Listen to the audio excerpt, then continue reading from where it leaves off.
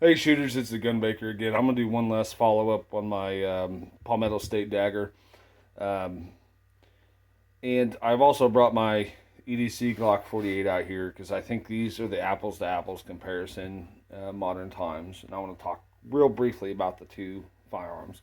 Both are excellent, and I think they're both excellent firearms. The Palmetto State Dagger for the price point, man, I don't know if there's anything you can get that's better than this pistol as far as striker fired polymer frame pistols that are reliable for that price point.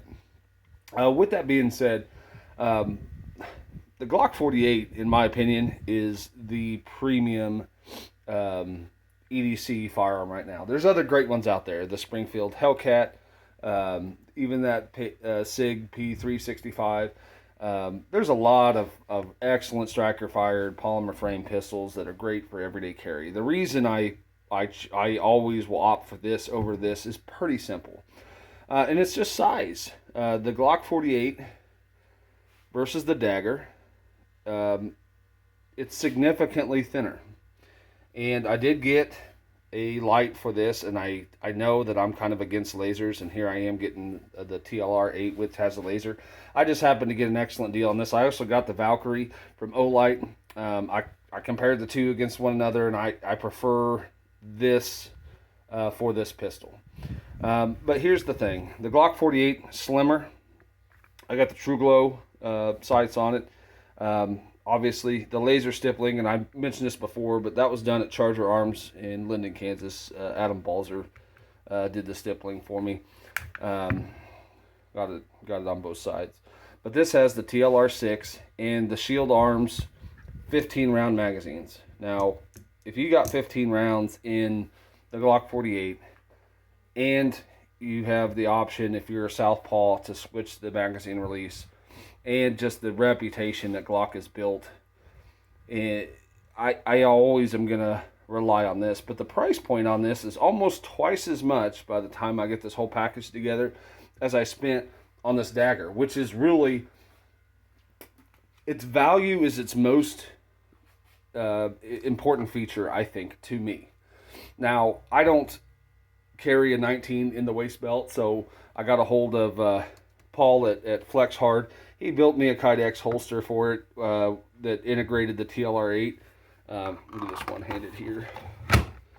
But it fits good. People always have questions about what holsters will fit the Dagger, and my response is always going to be, get a hold of Paul at Flex Hard, or contact your local Kydex maker. Just have them build you one. I mean, it's inexpensive. They're custom formed and fit to that particular gun with whatever attachments you have on it. And in my opinion, that it would be foolish to go another route if it's not going to fit exactly like you want. You can kind of force feed certain daggers into certain Glock holsters and make it work with some. I wouldn't do that. I would just get a hold of your local Kydex maker, get a hold of Paul, have them build you something that's custom for that particular gun. I mean, this is perfect. It doesn't fall out. The retention's excellent. He did an excellent job with it, as he always does. But the Dagger is an absolute knock. It's a home run. They knocked it out of the park. Obviously, Cerakoted mine, Glock Flat Dark Earth frame, and then Glock Flat Dark Earth, regular Flat Dark Earth. Actually, it might, yeah.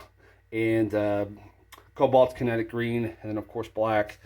I really, really am enjoying this pistol. Tridgecon HD sights, Overwatch Precision Trigger, and the TLR 8. I'm not a super big fan of lasers, as I've mentioned that before. You can actually turn the laser feature off with this firearm. I'm probably going to do that. I just happened to get this thing for $75. That's the same price as I paid for that Olight Valkyrie. And I don't know. I think we're splitting hairs, but I'm a little bit brand loyal to Streamlight because I got dozens of them on dozens of applications. But anyway, if I'm EDCing, if I'm carrying concealed, I have a snug Kydex outside the waist belt with this Dagger. I have an inside the waist belt. I carry this all the time. I've got a couple other pistols that are smaller that I'll carry every day, and sometimes I'll carry a full-size pistol outside the waist belt in the winter time, or for whatever the application may be.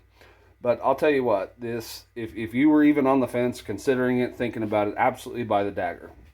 It's an excellent firearm. The price point is unbeatable by anything else in that generation. And if I'm comparing this to a Gen 3 Glock, it's better. If I'm comparing this to a Gen 4 Glock, again, this is better unless you're a southpaw. Now, the Gen 5s, I would probably lean a little bit more towards liking them better than the Dagger, but you're going to pay significantly more.